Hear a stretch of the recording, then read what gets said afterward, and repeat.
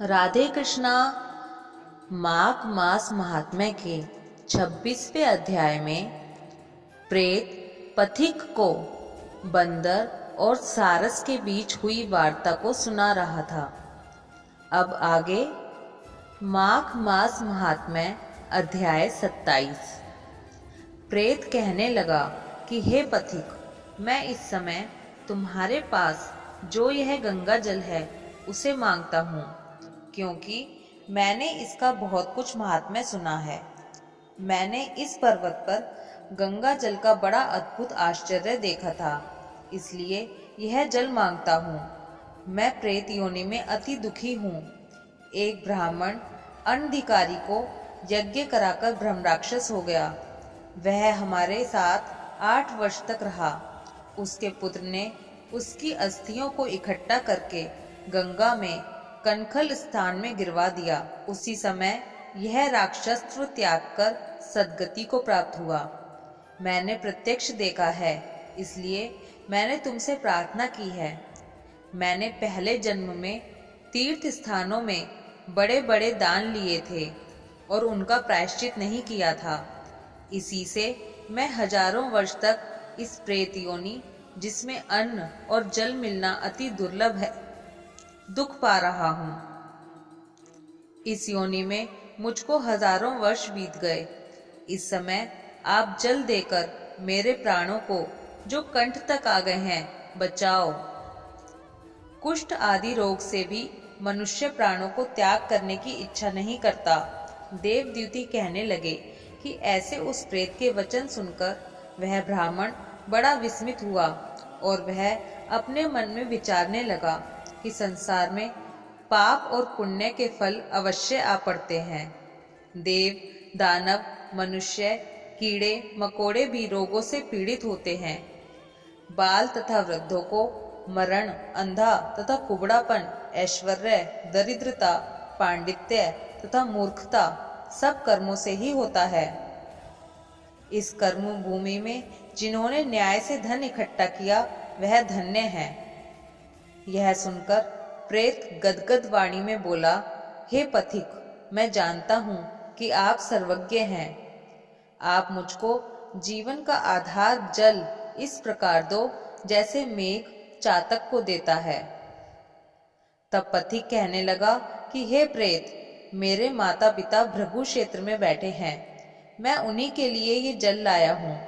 अब बीच में तुमने गंगा के संगम का जल मांग लिया। अब मैं इसी धर्म संदेह में पड़ गया कि क्या कांड वस्तु में यज्ञों को इतना नहीं मानता जितना प्राण रक्षा को मानता हूँ। इसलिए प्रेत को जल देकर तृप्त करके माता पिता के लिए फिर से जल लाऊंगा। लोमश जी कहने लगे कि इस प्रकार उस पथिक ने गंगा यमुना के संगम का जल उस प्रेत को दिया। उस प्रेत ने प्रीति पूर्वक जल को पिया। उसी समय वह प्रेत शरीर को छोड़कर दिव्य देहधारी हो गया। केरल कहने लगा कि बिंदु मात्र गंगा जल से वह प्रेत मुक्त हो गया। हम समझते हैं कि ब्रह्मा जी भी इस जल के गुण का वर्णन नहीं कर सकते, नहीं तो महादेव जी इस जल को मस्तक पर क्यों धारण करते। इस संसार में जो मनुष्य काया, वाचा और मनसा के पापों से रंग गए हैं, वह गंगा जल के बिना नहीं धुलते। गंगा जल के सेवन से मुक्ति सदा सन्मुख खड़ी रहती है, जिसके जल को स्पर्श करते ही प्रेत प्रेतत्व को छोड़कर मुक्ति को प्राप्त होते हैं। जो गंगा स्नान करता है वह वैष्णव पद को प्राप्त होता है। यदि संबंधी लोग गंगा जल से तर्पण करें तो नरक में रहने वाले पितर स्वर्ग में चले जाते हैं और स्वर्ग में रहते हुए ब्रह्मत्व को प्राप्त होते हैं। गंगा जल के समान और कोई मुक्ति का साधन नहीं है।